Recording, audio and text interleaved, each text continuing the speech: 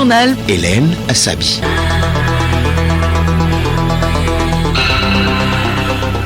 Mesdames et messieurs, bonjour. Merci de suivre le journal. Au sommaire, coup d'envoi ce matin des festivités du 65e anniversaire de l'indépendance du Togo. Premier acte, une centrale solaire a inauguré ce mardi à Dapan. L'église catholique en deuil, le pape François est décédé hier suite à un accident vasculaire cérébral. Ses funérailles auront lieu samedi prochain à la place Saint-Pierre. Réaction du clergé togolais à suivre dans cette édition. Sport football, les secrétaires généraux des fédérations de football de l'Union des fédérations ouest-africaines de la zone BUFOAB sont à Abidjan en Côte d'Ivoire. Ils apprennent à mieux gérer les fédérations.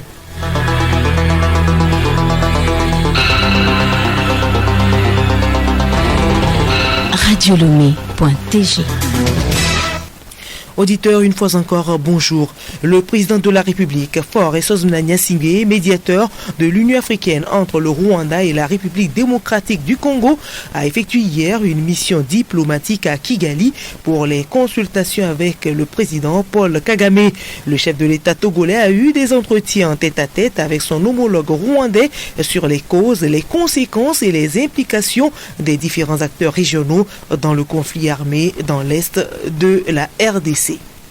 Et je vous l'annonçais tantôt en titre, Dapan accueille aujourd'hui le début des festivités de la commémoration du 65e anniversaire de l'accession du Togo à la souveraineté internationale. Une centrale solaire a inauguré ce mardi dans la localité. Et dans le cadre de ces festivités, Radio Lomé donne la parole à Stéphane Kouévidjian, pas un témoin immédiat, mais il rapporte les souvenirs de ses parents, témoins du 27 avril 1960. Stéphane Kouévidjian au micro de Isiaka Djinadou.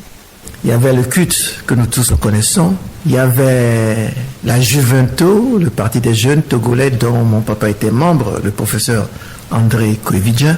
Il y avait le parti Progrès dont mon oncle, le président Gruniski, était membre. Mais comme vous savez, le colon n'a jamais cessé de nous diviser pour mieux nous dominer. Et c'est ce qui a fait que tout le peuple togolais n'était pas mis ensemble d'une seule voix pour pouvoir obtenir cette indépendance. Et n'oubliez pas qu'une première élection a eu lieu en 56, élection à laquelle nous avions perdu. Et ça avait renforcé le parti de Progrès. Il faut pas oublier aussi qu'il y avait ressortissants du nord du Togo qui avaient aussi leur parti. Et c'est pour vous dire que on n'était pas du tout unis sous une seule et même bannière. Toutefois, cette victoire, je peux vous le rassurer, vous dire que c'est l'Éternel Dieu, la Providence et nos ancêtres qui ont permis les événements qui nous ont amenés à cette indépendance. Comme vous le savez, ou bien peut-être vous l'avez entendu, un des piliers de cette lutte, par Agostinho de Souza, est décédé la veille. Donc,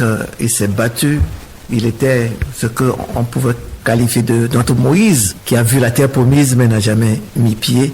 Et c'est ainsi qu'en 58, le Togo a obtenu son indépendance. Et je peux vous dire que ça n'a pas été facile, quand bien même Olympio Sylvanus, le président, avait épousé la sœur aînée du président Gruniski. Donc il y a un lien de parenté là, mais sur le terrain politique, c'était pas du tout facile. Je peux vous dire que pendant la campagne de 58, même celle en 56 et après en 58, à plusieurs reprises, même le président Olympio a été chassé dans la ville de Tapamé, qui est la ville du président Gruniski. Il ne faut pas oublier que la France, ayant compris qu'elle perdait le Togo, a demandé que le Togo paye une dette de 800 000 francs. Et sur quelle base ce montant a été fixé? Comme disent les Italiens, non lo so, nul ne sait. Et donc, vous avez vu que nous avons gagné cette élection en 58, mais l'indépendance a été proclamée en 60. Ça veut dire qu'il y a eu 2 années qui sont écoulées comme un écart. Qu'est-ce qui explique cet écart-là? Premièrement, il fallait payer cette dette aux Français. Deuxièmement, il n'y avait pas d'hôtel pour recevoir et accueillir les invités. Et c'est en ce moment que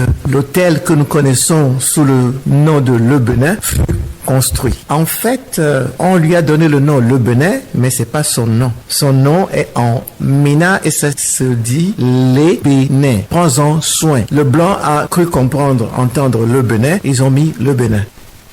Et ce qui a particulièrement retenu l'attention de Stéphane Koividian, c'est le fil des événements le jour J.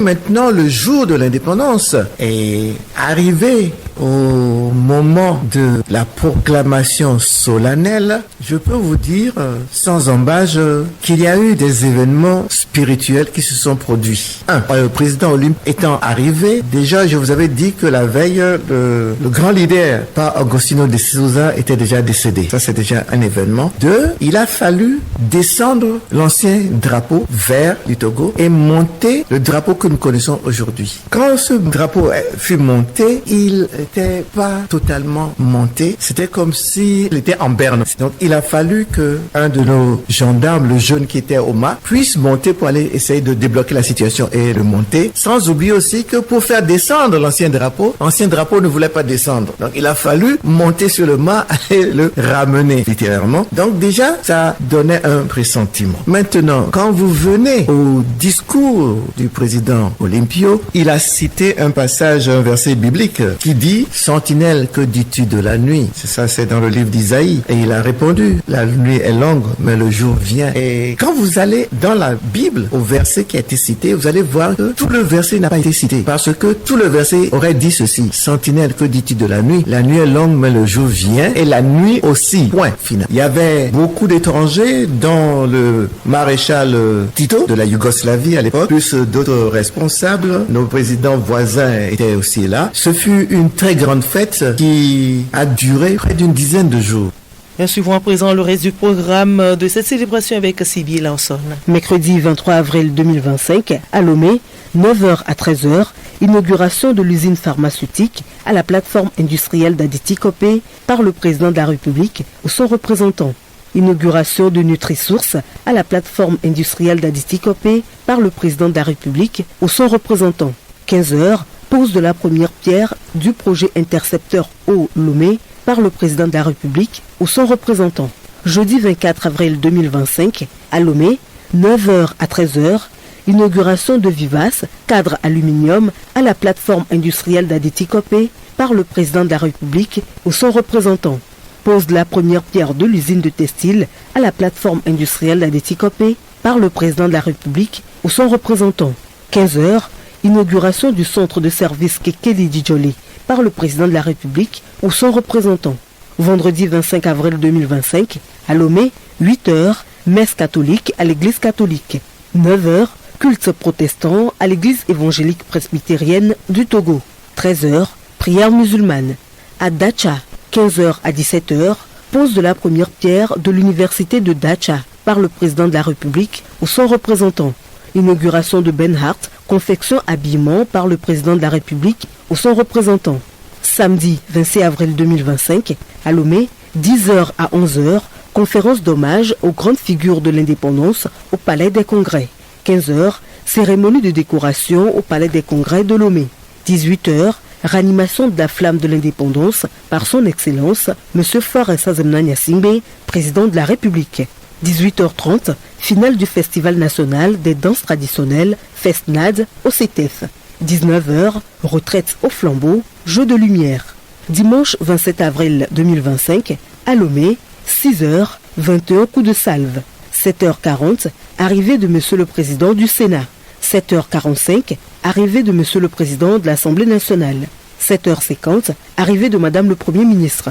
8h55, arrivée de son Excellence Monsieur le Président de la République. 9h, honneur militaire suivi du défilé militaire, paramilitaire et civil. 11h30, fin du défilé militaire, paramilitaire et civil. Départ de son Excellence Monsieur le Président de la République. La mise en place doit être terminée à 7h30 à la place des fêtes à Lomé. Dans les chefs-lieux de région et préfecture, au chef-lieu de région, vendredi 25 avril 2025, 8h, messe catholique, 9h, culte évangélique, église évangélique presbytérienne du Togo. 9h, culte à l'église des Assemblées de Dieu du Togo. 13h, prière musulmane. Dimanche 27 avril 2025, 8h55, arrivée du gouverneur de région. 9h, honneur militaire suivi du défilé militaire, paramilitaire et civil. 10h30, fin du défilé militaire, paramilitaire et civil. Départ du gouverneur de région, La mise en place doit être terminée à 8h30 à la place des fêtes du chef-lieu de région. Au chef-lieu de préfecture, vendredi 25 avril 2025, 8h, messe catholique. 9h, culte évangélique, église évangélique presbytérienne du Togo. 9h, culte à l'église des Assemblées de Dieu du Togo. 13h, prière musulmane. Dimanche 27 avril 2025, 8h55, arrivée du préfet de la localité. 9h, honneur militaire, suivi du défilé militaire, paramilitaire et civil. 10h30, fin du défilé militaire, paramilitaire et civil. Départ du préfet de la localité. La mise en place doit être terminée à 8h30 à la place des fêtes du chef-lieu de préfecture. Vous écoutez la mère des radios, la station du plaisir. L'opération de révision des listes électorales se poursuit au Togo. Depuis hier, les agents recenseurs sont dans la zone 3. Cette zone comprend les régions de la Kara, des Savanes ainsi que plusieurs préfectures de la centrale. Autre information, dans le cadre de la commémoration du 20e anniversaire du rappel à Dieu du général Gnassingbé Adéman, père de la nation, 2 conférences publiques auront lieu à Atakpamé et à Dapaon jeudi prochain, portant sur la même thématique. Ces 2 conférences retracent le parcours militaire de Gnassingbé Adéman dans l'armée française et les efforts qu'il a consentis dans l'édification d'une armée togolaise moderne, forte et tournée vers les préoccupations des populations. À Atakpamé, la conférence se tiendra à l'école normale supérieure. À Dapaon, elle aura lieu au gouvernorat de la région des Savanes et la mise en place doit être terminée à 9h. Les populations sont conviées à assister massivement à ces manifestations scientifiques dédiées à Gnassingbé Adéman et à son œuvre, notamment l'important outil de défense et de sécurité qu'il a légué aux générations présentes et futures. Écoutez Radio Lomé et vous avez tout le Togo dans votre maison. La nouvelle est tombée hier. Le pape François est décédé suite à un accident vasculaire cérébral. Un décès qui ne passe pas sous silence au niveau du clergé du Togo. Le souverain pontife a été l'incarnation de l'humilité durant ses 12 ans à la tête de l'église catholique. Edo Assignon. La mort, cruel destin, elle est venue encore surprendre le monde entier, plus précisément l'église catholique sans crier garde, en arrachant le patron de l'église. Il s'agit du pape François, une nouvelle qui laisse le clergé togolais sans voix. Selon le clergé, le pape a marqué le monde par sa simplicité et son attachement aux personnes vulnérables. Révérend Père Dominique Assignon, curé de la quasi-paroisse Saint-Michel-Archange de Clémé à Gokpanou. Émotion de tristesse et en même temps de gratitude au Seigneur, parce que ce pape est un homme que le Seigneur a accordé à son église pour ce temps. Nous avons vu comment son pontificat a été tumultueux. Le pape paraît comme quelqu'un qui a été beaucoup plus contredit par ici et par là. Il n'a pas été, je dirais, bien compris. Il s'est penché aussi sur l'affaire des pauvres surtout. C'est le pape des pauvres, c'est le pape des faibles. Pour certains fidèles, François est un pape réconciliateur. Il a su donner l'espoir et favoriser l'unité. Ce matin, j'ai été à la messe matinale et après le prêtre nous annonce que c'est comme ça, le pape n'est plus. Vraiment, j'ai été choquée. Et le pape, c'est vrai, je n'ai pas eu l'occasion de le voir en face. Mais c'est quelqu'un qui aime défendre les causes des pauvres. Il a marqué son temps avec beaucoup de réformes. Il n'est pas nécessairement compris par tout le monde, mais avec une sagesse inspirée par l'Esprit Saint, il a su apporter beaucoup de réformes dans l'Église catholique. Désormais, l'Église doit trouver un nouveau pape dans les jours à venir, mais le choix ne se fait pas au hasard. Certains critères entrent en jeu. Révérend Père Frédéric Aké, vicaire à la paroisse Notre-Dame de l'Assomption d'Azaou. Après la mort d'un pape, un processus bien structuré se met en place. Tous les cardinaux de moins de 80 ans sont convoqués à Rome pour un conclave. Et le mot conclave vient du latin cum clave, qui signifie avec la clé ou enfermé à clé, puisque les cardinaux sont enfermés dans la chapelle Sistine jusqu'à l'élection. Et chaque jour, ils prient, échangent, votent à bulletin secret. Et pour être élu pape, un cardinal doit obtenir au moins 2/3 des voix. Il ne vote pas selon des critères politiques ou humains, mais dans un climat de prière et de discernement, en cherchant celui qui pourra, par la grâce de Dieu, guider l'Église dans l'unité et la vérité. De son vrai nom, Georges Mario Bergoglio, le pape François était le 266e successeur de Pierre. Et après le décès du pape, 9 jours de deuil sont observés à Rome.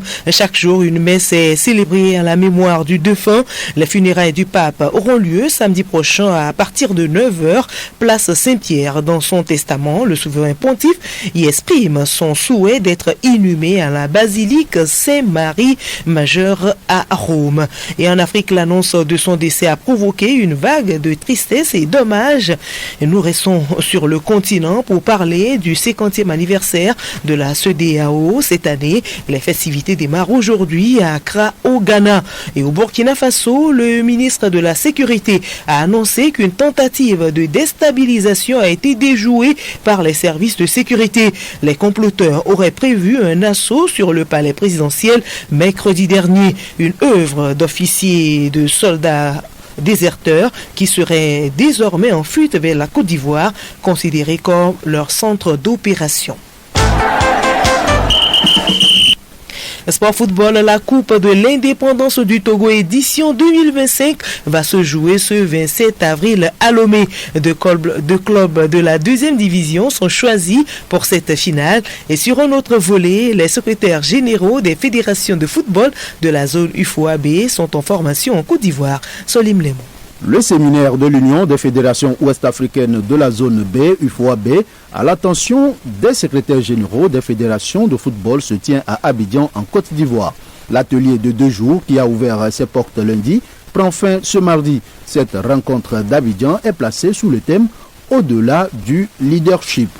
Les participants y apprennent les bonnes pratiques de gestion et de gouvernance. Au titre des modules développés, le rôle du leadership dans la transformation institutionnelle, les enjeux de la communication interne et externe, la gouvernance administrative au sein des fédérations, puis les outils de gestion opérationnelle au service du développement du football. La formation des secrétaires généraux fait suite à celle des responsables de communication et des chargés de protocole et aux opérateurs VAR. Elle est une initiative de la CAF qui veut mieux outiller les responsables des fédérations pour une meilleure structuration et une modernisation du football.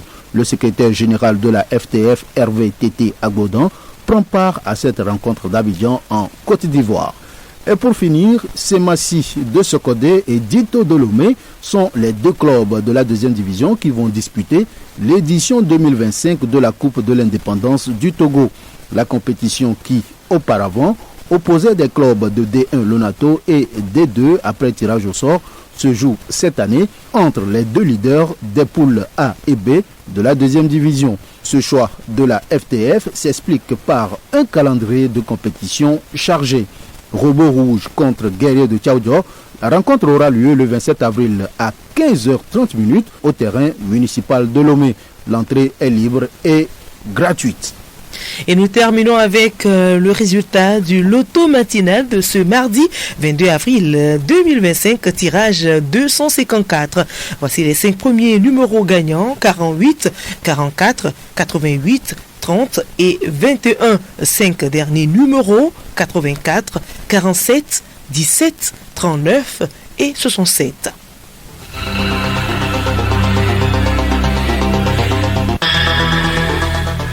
Fin de ce journal, retenez pour l'essentiel que le coup d'envoi des festivités du 65e anniversaire de l'indépendance du Togo, c'est aujourd'hui. Premier acte, une centrale solaire a inauguré ce mardi à Dapan.